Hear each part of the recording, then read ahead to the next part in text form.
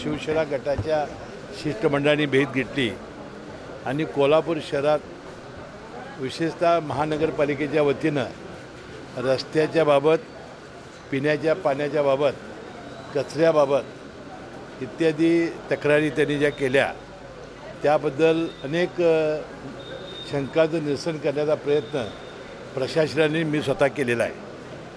हे रस्ते पावसाळ्यामध्ये होणार नाहीत।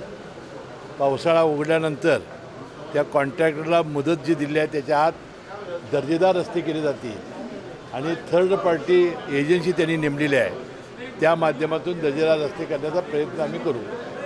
त्याशिवाय पिण्याच्या पाण्यासाठी अमृत जी योजना आपण राबवली होती त्या कंत्राटदाराच्या फार ह्याच्यामुळं म्हणजे बऱ्याच दिवसापासून ते काम करतायत आणि त्यांना सरकार मुदतवाढ देतं आहे, त्यामुळे ही कामं न झाल्यामुळं पाण्याच्या टाक्या, डिस्ट्रीब्युशन लाईन्स, STP लाईन हे प्रकल्प न झाल्यामुळं अनेक ज्या समस्या पिण्याच्या पाण्याच्या तयार झालेल्या आहेत त्यांना सप्टेंबरच्या आत 82% काम झालेलं आहे। राहिलेलं 18% काम कोणत्याही परिस्थितीत आयुक्तांनी करून घ्यायचं आज विश्वास दिलेला आहे। त्याशिवाय जी शहरातील आणि जिल्ह्यातील अंमली पदार्थ, गांजा, कोकेन यासारख्या पदार्थाचं जे लोन वाढलेलं आहे, त्यानंतर जे खून अलीकडे होत आहेत आणि कायदा सुव्यवस्थेबद्दल त्यांनी चिंता व्यक्त केलेली होती।